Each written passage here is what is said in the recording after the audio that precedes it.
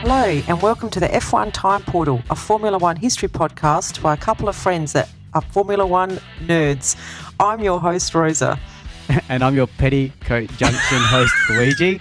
And today we are rating drivers from 1963 for our special series, the Time Portal Championship, and this is part 2 of 63. So let's go. We went to Petticoat Junction.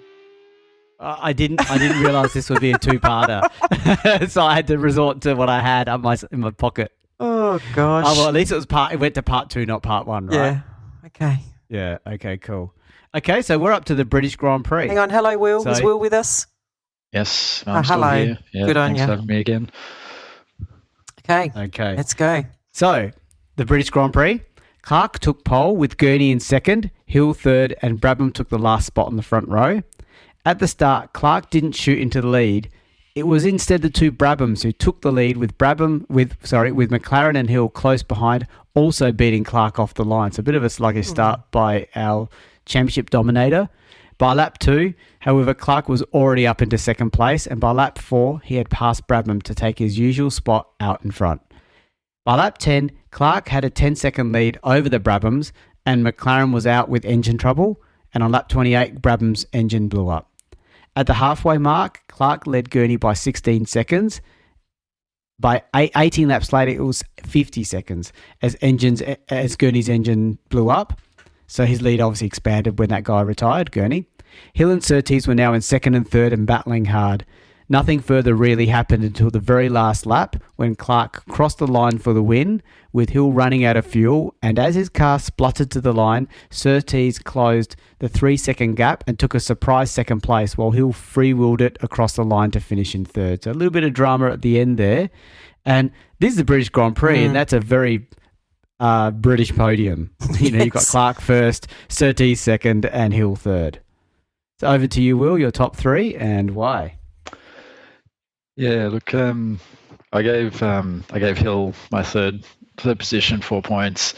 I know he probably should have got second, but I kind of recognise he's absolutely driving the car on the limit as he was in earlier rounds in the season, but he's obviously miscalculated that a little bit, or he's been pushed so hard by Surtees that he's just not had an option to conserve any fuel, so he's put himself in that position. So exciting racing. I think he continues that trend throughout the rest of the season.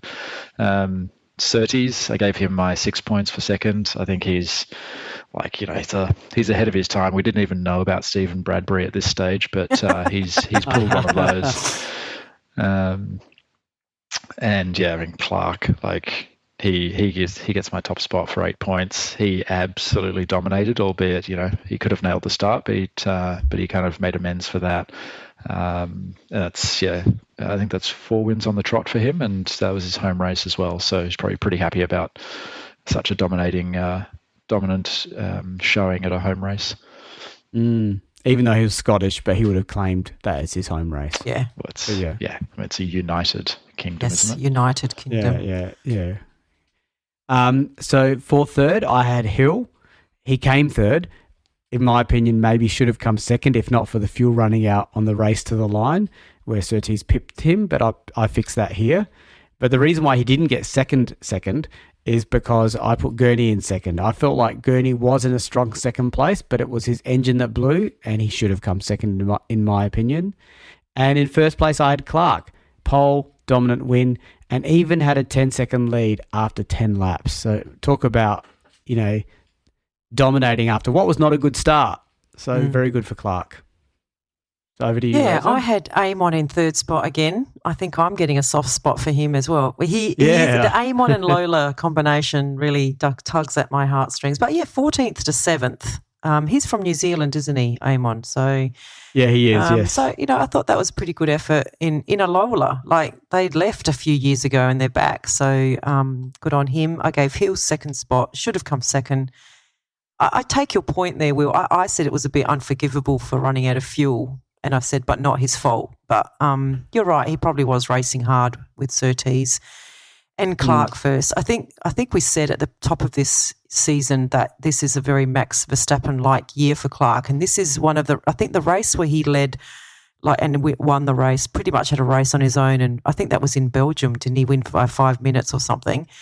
That one and this race most remind me of Max Verstappen, where even starting, even not having a great start and having to cut through the field and still win by 20 seconds or 50 seconds or a minute. That's very Max Verstappen-like.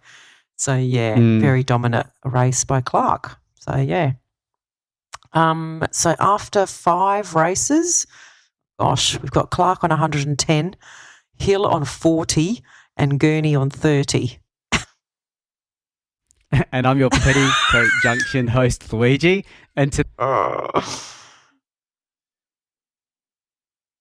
on race day, Clark took an immediate lead, but not even a quarter way through the first lap, he lost a cylinder and Ginther was able to overtake him for the lead. By the end of the first lap, Surtees had also overtaken Clark to take second, with McLaren fourth and Hill fifth. On lap 3, Hill retires with a broken gearbox. Clark's cylinder kept cutting in and out, as did the order between him and Surtees. But by lap 8, Clark's engine had deteriorated and Surtees was at last able to draw away. McLaren then crashed and was rendered unconscious due to a broken rear wishbone, putting Ginther back in a podium position in third. Even with a cylinder missing, Clark was still able to lap faster than Ginther, who was now driving one-handed due to a misbehaving gearbox, which was kept trying to jump out of gear. Surtees crossed the finish line well over a minute ahead of Clark, giving Ferrari their first championship win since the 1961 Italian Grand Prix, with Ginther a distant third. Ooh, I liked reading that one. It was a Ferrari win. Yeah, you did well. I'm very, very impressed. And look at that, a Ferrari win. Let's see if Will acknowledges that. I think the thing that hasn't been mentioned is that is Maresi, who is also in a Ferrari, crashed horrendously at this track. And remember, this is the Nürburgring, which is it was a 15-lap race for 350 Ks, and so each lap is like a 8 to 9 minute lap. And it is a very you're racing through a forest essentially. Yes. And you got those horrible kind of ripple strip corners. This is a very, very testing F1 circuit, and Maresi was getting air as he went over crests, and he got out of control, hit a ditch, and then broke his arm really badly. For the Ferrari result, good on them for getting the win. It was sort of bittersweet, I suppose. But Ginther gets my third position. In second position, I put Surtees. He seems to be finding some form. I know he took advantage of Clark's misfortune with a cylinder misfiring, I did give Clark the top spot. I mean, maybe that's a little unfair, but I gave him 8 points, and I was just thinking about, could he have sealed the championship here?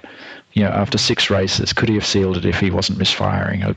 I think he probably could have. I'd say that's a yes, a confident yes. And I'm surprised you didn't give it to Ferrari. Here's your opportunity, and you didn't even take it. I gave him some sympathy at least. Did. Yeah. Okay. So, my picks, I had Clark in third. What? Strong second place, despite an engine misfire, which was through the whole race. And it's the only time he ever came second in a race. So I gave him third. So well done, Clark. He's had enough good points. Don't worry. Don't have too much sympathy for him. I put Ginther in second for a strong third, despite having to drive one-handed due to a misbehaving gearbox. That's always really impressive. And especially on this track, as Will said, it's not a pleasant track to drive on. And Surtees I gave first, really strong win, however aided by Clark issues. But he still had to land it, and he did it. So great job by Surtees and the Ferrari. Well, my third spot's a little bit left field. I gave it to a driver called Mitter, who was a German driver, and he's driving a Porsche in this race. And he came from 15th. He qualified 15th, and he finished 4th. So I thought that was pretty good for his home race in a Porsche. So he gets my third spot. I gave Clark second spot. It was his one and only second spot, so I've also honoured that and given him second spot here. And, Surtees, a bit lucky, but, good win, good fight, just good fight staying in the race. So, and he's in a Ferrari. What more can I say? Mitch is an interesting pick, that one, so good on you. Yeah. So Clark is now, after race 6, he is on 128 points. Hill is still on 40 points and Surtees is on 32 points. He's now 40, 80. We've made the triple mark. Okay, cool. Yeah. He's now tripled. So, Rosie, you're going to do the rest of the race reviews from now on. Yeah. So, at the start, Surtees hesitated slightly, which was all Clark needed to edge past the Ferrari and get alongside Hill. But it was Hill in front at the first corner with Surtees second and Clark a very close third. On lap 4, Surtees... Oh, did I say this is in Italy? This is at Monza. I was going to say it at the end. This is at Monza. Yeah. So I think that becomes important because it's a bit of a slipstreaming race, this one. On lap 4, Surtees passes Hill and Clark follows him through, leaving Hill in third. On lap 17, when the Ferrari's engine suddenly blew, leaving Clark to continue alone. Without his tow, though, Clark was caught by Hill and Gurney, and soon the 3 cars were involved in a tremendous battle. On lap 40, Hill's clutch had started to slip and he began to lose touch with Clark and Gurney, and 9 laps later he was forced to retire. By then, Clark and Gurney had lapped the entire field, with Clark having got the better of Gurney. On lap 63, Gurney was having trouble with his fuel feed and had no alternative but to retire. Ginther was now in second place, just ahead of Brabham. Ireland, McLaren and Bonnier. Wow, we don't hear about those names very often, do we? Not this season. We're close behind. Clark, meanwhile, was at ease out in front and allowed Ginther to unlap himself before taking the checkered flag. Ginther finished second and McLaren third. Over to you, Will. Yeah, what a race. Temple speed, hey? I think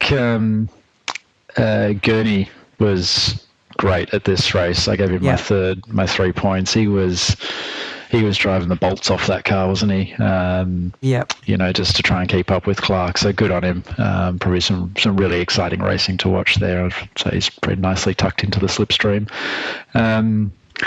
In second position, you'll like this one, Luigi. I gave Hill 6 points for a brisk start, and we all know how you like Alonso's current day brisk starts and then quick fades. So there you go. Yes. Hill's done exactly what your favourite. I haven't done it much this lately. No. Have you seen me do it these last 2 episodes? No, you haven't. There you go. I've changed. We're back. You've evolved. Yeah. And I mean, how can you not give Clark top points there for clinching the championship? With a few races to go, and I think at this race, Lotus were also crowned as, they rather curiously call it, the International Cup for manufacturers. Yes. So the team award. So they clinched both drivers' championship and also the team championship at this race. So top points for that. Okay, so I had third Gurney, like yourself, Will. He was in a safe second place but had to retire due to car issues. You'll notice there's no Hill in my picks, just flagging that. Missed opportunity. Surtees in second, mainly because he had a strong battle with Clark at the start before he was forced to retire. And I think he would have been up there and maybe could have even won. So that was a potential because he had the pace. But Clark did have the pace and won the race, and a good battle with Surtees and then a battle with Hill and Gurney. So while he won this race, it wasn't as dominant as his other wins this year, but he still won it strongly. Yep. So great result.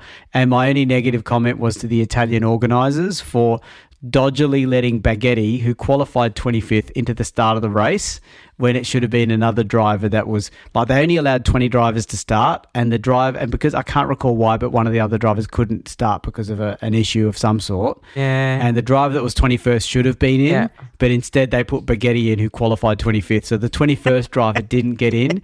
I should have put him in as third to recognise the unfair sacrifice made of him by politics. There's always something unusual happening here by the Italian organisers at this Monza race, isn't there? Every year. Because Baghetti was Italian. Yeah. They wanted an Italian driver. Right. I don't think there was an Italian driver in the race, and I think they wanted to put one in. So, So I gave my third spot to McLaren. He got from 8th to 3rd. I thought that was a good effort. And, I think Ginther was good, but he got his place due to retirements mainly. So I sort of gave it to McLaren. I've put the Italian police into my second spot. If you remember, this is the race. The organisers wanted to use the banking, and the drivers and the spectators were all signing petitions, and there was a lot of revolt because that banking causes so many accidents, and we know what happened in 1961, Luigi? Yes, that's right, with Von Trips, unfortunately. Yes. So I'm giving it. So the Italian police stepped in and banned the banked track. So good on them. They get my 6 points, and I gave it to Clark as well. Yeah, he wins, and he wins the title with 3 races to go, which is, I think, a new record. That's and the funny thing is 3 races to go in what is a 9-race season. Yeah. You know what I mean? That's quite dramatic. Yes. So after 7 races, we have Clark on 152, Hill on 46, and Surtees on 38, equal with Gurney on 38. Okay. All right. So we are now in the US. Clark had trouble on the dummy grid, unable to start his engine, and he ran down his battery, and by the time a new battery was fitted, he was able to start, but he was a full lap down. Hill had taken an immediate lead and was just ahead of his teammate Ginther, then Surtees, and then Gurney. On lap 7, Surtees had overtaken the BRMs and was leading the race. Gurney then also passed Ginther, and on lap 10 passed Hill to move into second behind the Ferrari of Surtees. After 20 laps, Surtees was still leading, but Hill had fought his way back to second place ahead of the 2 Brabhams, and Ginther was now in third. Ginther's in the Honda. Fifth. He's in third. He's in the Honda, isn't he, Luigi? Is that? I'll check while you keep going. Surtees and Hill continuously overtook each other for the lead over the next 8 laps until the Ferrari was able to stay ahead. Suddenly, Clark found himself in 6th position, although a lap down. At the halfway mark, the rear anti-roll bar of Hill's BRM suddenly broke, which changed the handling of his car. This allowed Surtees to creep away, with Hill having to contend with a severe understeer, and after 80 laps, the Ferrari was 15 seconds in the lead. Suddenly, Surtees dives into the pits with a collapsed piston, ending his race. Damn. Hill then ran out the winner over his teammate Ginther, second on the same lap. Clark got himself to third and Brabham 4th after McLaren retired with fuel feed problems. No, Ginther's in the BRM. Who's in the Honda in this race? I think you might be getting. Oh, is that next? I think the challenge you have is the challenge we have, Will, and for listeners, is we don't record these in order. Oh, okay. And there is no Honda. No, there is no Honda. So we jump around, and that's the problem. We sometimes get confused. We might think it's obvious Ginther's in BRM, but no, in the future he drives for Honda. So we do a lot of research and do a lot lot of races all at the same time. So yes, in different order. Yeah, but it's pretty funny. On that point, guys, it is actually fascinating how quickly some of these teams come and go, and they're not small names that we're talking about here. Last race we had 2 Porsches. This race we only got 1 Porsche. Previous seasons we had Hondas. This season we don't have Hondas. Yeah, but they come back. Yeah, so they're not in the 80s, but they come back in the 60s. Yeah, you're right, Will. It's fascinating, and I think we make the point. That's why it's such great, I guess, effort for Ferrari to have stuck in for so long as they have without a break ever. And despite big droughts of results. Yeah. He's passionate, old Enzo, wasn't he? Yes, he was. Yeah. So who's your top 3, Will? Top 3, okay. Yeah, Surtees, I gave third position, 4 points. I thought he did a great drive from second row. And he had some, if you dig through some of the race reports, you can see that he wasn't great through the corners, but he was absolutely motoring down some of the straights and really closing up some gaps. But yeah, ultimately, the reliability of that Ferrari, it failed him. So it was good until it failed. Yeah. Clark, I gave 6 points in second position there. But I think this is impressive, and I think like it's, we've likened Clark's season of 1963 to sort of Verstappen's 2023 whitewash as well. Like he's still so motivated to be pushing for pole and pushing for wins. I think it's really remarkable where he could have really sort of relaxed in the second half of the season now that everything's tied up. But he was doing anything but that, and he obviously had an amazing car, albeit stuck together by band-aids. But anyway. He knows Lotus well. He does. He does. Yeah. And I gave Hill top position. Mainly for his qualifying performance. So yeah, he was, again, like Hill's been driving the wheels off that thing all season, but this time he actually got rewarded by it, and he pipped Clark by a tenth to get pole, and then he went on to get the win, which is finally Hill breaks through. So I think that's got to be called out. Yeah, for a pretty barren retirement full season. Yeah. So to prove that I'm not a Hill fan, I put Hill. I'm not anti-Hill, by the way, but Sounds I put him like as third.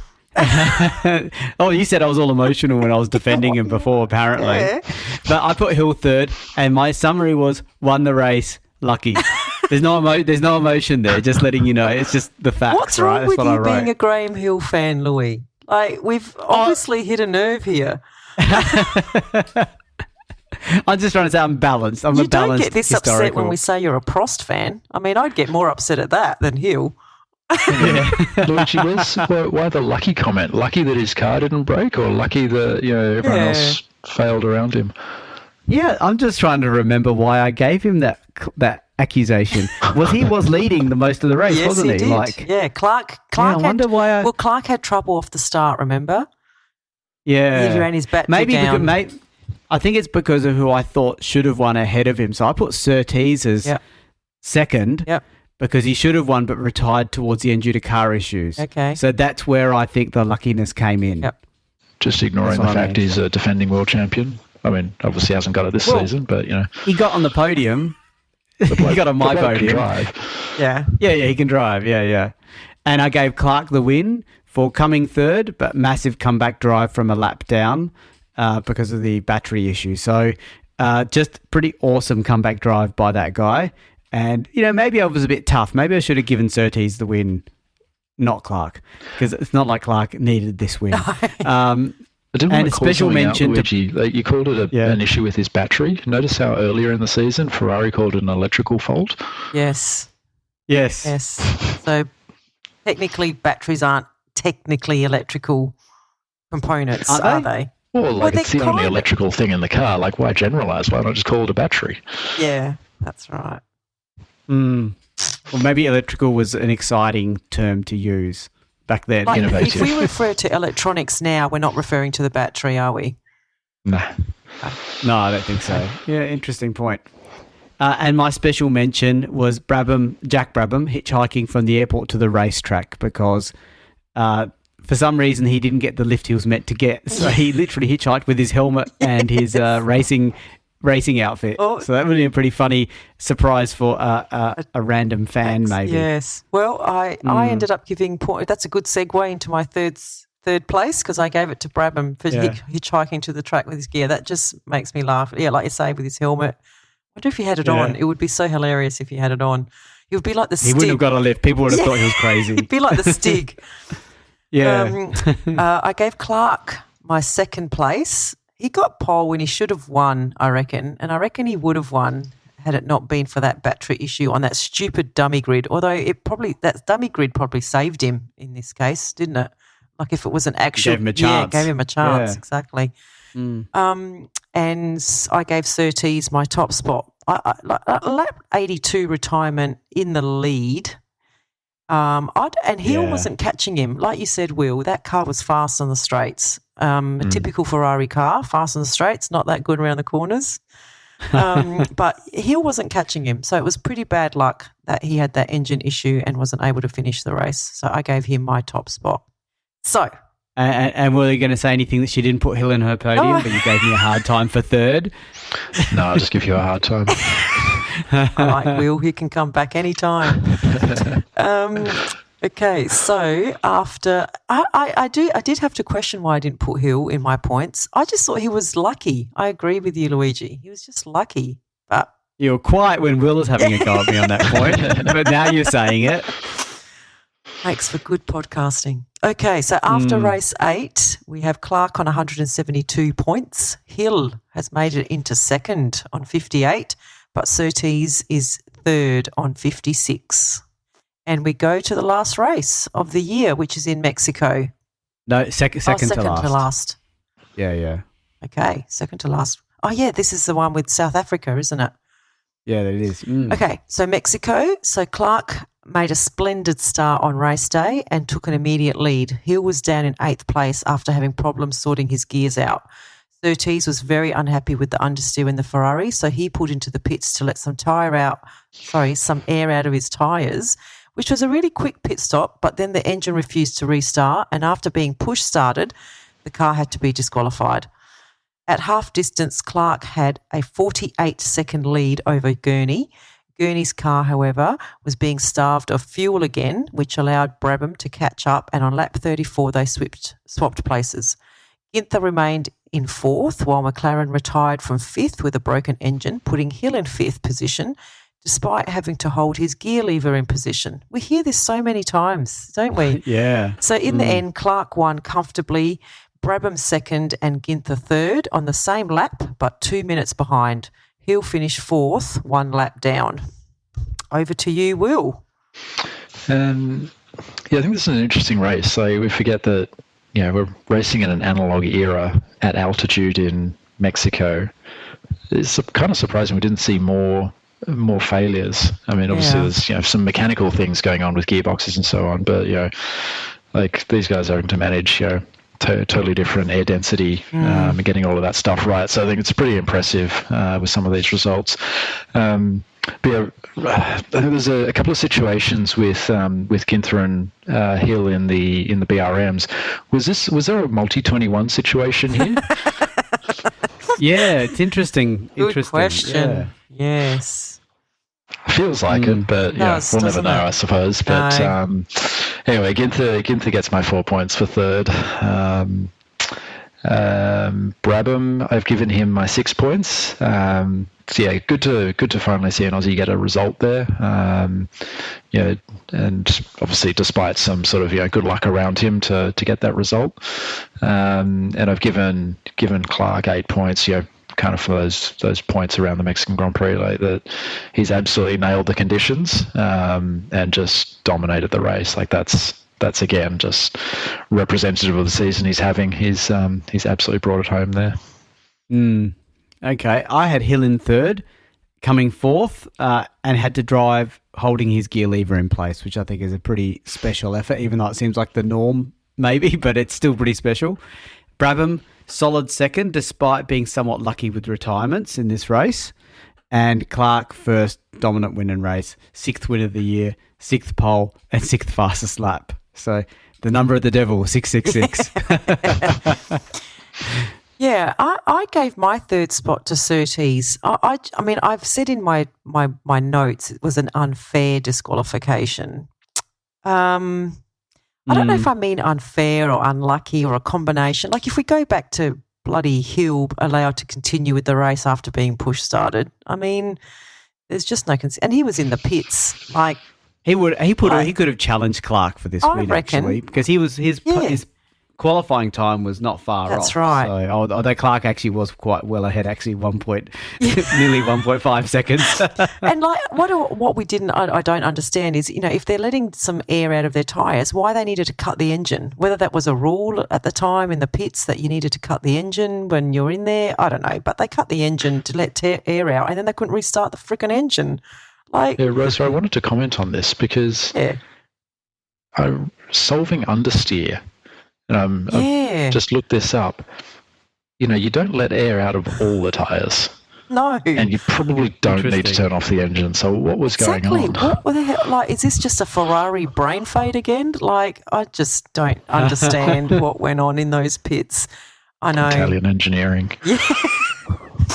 So he gets my third spot. I gave it to Brabham for second. Yeah, 10th to second. And, like, he's not been doing that well in that car this year. Like, he's had a lot of problems with it. Gurney's been out driving him. So to get to second, good effort for him. And, Clark, 666. That's it. 666. So after race 9, with one race to go, we have Clark on 196 points. Hill in second on 62 and Surtees in third on 60. Wow. Yeah. And I'm having a very quick look at the cumulative of 62. No, I'm not seeing it quickly. I wanted to see if this is the highest points we've ever seen. 190. He's going to break the 200 for sure. Yeah, I think so. Okay, so we're at the last race of the year now, South Africa. So as the flag fell and the cars shot down the main straight, Brabham took the lead. By the end of the lap, however, he was third, as both Clark and Surtees had made their way past him. By lap 10, Clark has an 8-second clear lead over Gurney, now in second, as the Brabham's engine started having issues. After 15 laps, Clark's lead was out to 12 seconds, and Brabham was losing ground, having been repassed by Surtees and Hill. At half distance, Clark had built his lead up to 20 seconds. Gurney was safe in second, ahead 20 seconds, clear of Surtees, who had a slight lead over Hill. On lap 44, however, the Ferrari engine died and Surtees coasted into the pits and out of the race. At the same time, Ginther's drive shaft broke, so he also retired. Brabham spun on lap 71 and had to retire with a split fuel tank. Clark cruised to his 7th win of the season, claiming a new record, which I think sat with Ascari, Gurney second, Hill third, and McLaren fourth. Will, your last 3-2-1 for the season. Yeah, I think there's some interesting things about this South African Grand Prix. I mean, number one, until sort of this podcast, I'm not sure I was too aware of the details of the South African Grand Prix, but apparently this is the only F1 to be held in December. It was on the 28th of December in that year. And the only other Grand Prix to be held in December was Abu Dhabi in 2019. I don't know why that was, but interesting fact nonetheless. And curious time of the year to sneak another F1 onto the calendar there. So in terms of my points, I gave Gurney my third position for 4 points. It's a good.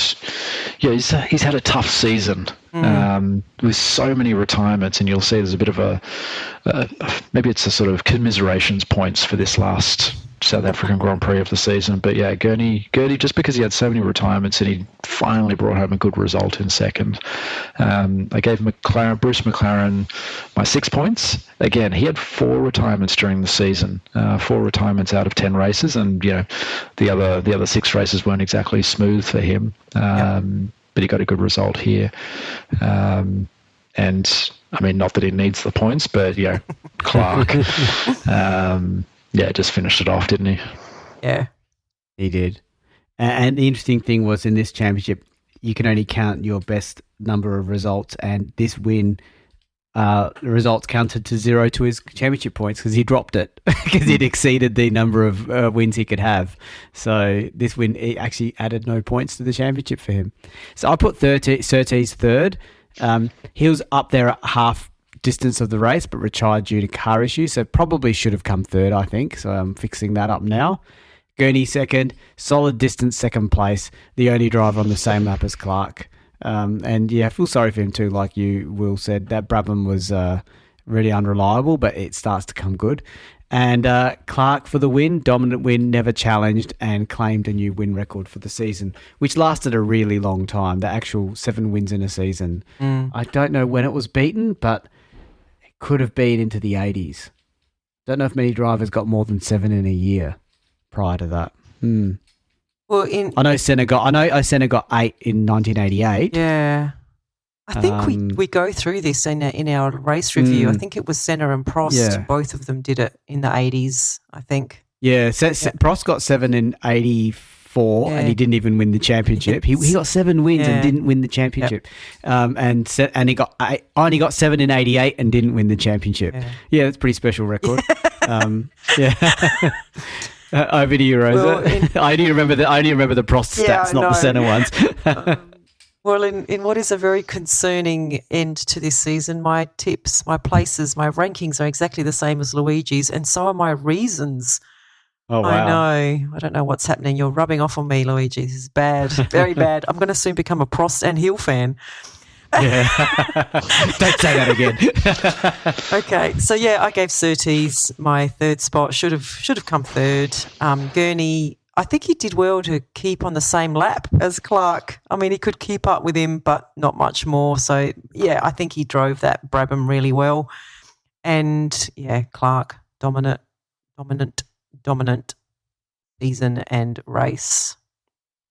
Okay, so our TP champion for 1963 is one Jim Clark on 220 points. Surtees comes second on 68 and Hill third on 62. Gurney fourth on 54. Wow. Yeah. I'd say that, I mean, apart from Clark, so the actual championship, I think we went pretty rogue after that because I think Graham Hill came second and we've got him third. Ginther came third. We didn't rate him. Yeah. Ginther came third and we've got him seventh. And Surtees came fourth and we've got him second. So we outperformed. I think that's the Will factor. Surtees outperformed his actual championship because of bias. Oh, look, I think Will and I both recognise that he was taking that Ferrari to places where it shouldn't have gone. Yeah, that's true. Oh, a good season and a dominant season, yeah? Yeah, just while we're chatting, I just looked up the, I think it's right to express it as percentages of wins in a single season. Yes. Given the difference in number of races per season. But, Jim Clark won 70% of the 10 races, which is the fourth. And, I think maybe relevant to the era because Verstappen's in first, Schumacher in third. Ascari won 75%, so 5% higher in 1952, where he won 6 out of 8. Yeah. And really 6 out of 7. Yeah, because one of them was Indy. We don't count Indy. Yeah. And in 54, Fangio won 66%. But 9 races. So is that an 8 races season as well with the same logic? Yeah, same logic. Yeah. Definitely. On this podcast, absolutely. Yeah, that's unbelievable. Like Clark was just a phenomenon, wasn't he? Yeah. So, appropriate scoring this season. Yes, I think so. All right. Well, I think that's the end of our TP episode for this year. Thank you so much for joining us, Will. Really appreciated your input and had a lot of fun today. So thank you. I'm penciling you in for the 80s, Will. All right, thank you. See you in the 80s. Okay. Okay. Bye, everyone. See you all next time. Bye. We have a Patreon. Yay, we're a professional podcast now. So it means a lot to us if you are able to support the F1 Time Portal podcast. For a small monthly fee, you not only get ad-free podcast content, you will also receive special episodes that are exclusively uploaded for our Patreon financial supporters. We promise at least 2 additional exclusive episodes each month aligned to the decade we are up to in the show. And you will also be able to make suggestions about any special episodes you may want us to research and present. We can't promise that we can do all of them, but we will consider them. So, if that sounds like an entertainment bargain to you, Go and sign up at patreon.com/F1 Time Portal today. If you're enjoying our podcast, please tell your friends and non-F1 friends alike. Yeah, and don't forget to rate us 5 stars or whatever highest is available on the podcast platform that you use. We have a range of social media handles for you to connect with fellow listeners, so look up F1 Time Portal on all the usual platforms. Or visit us at www.f1timeportal.com or email us at f1timeportal@gmail.com. We would like to give credit to our primary reference materials, a series of books called Grand Prix by Mike Lang. We also use many other written and digital references, which are in our show notes. Thank you for your support. Thank you.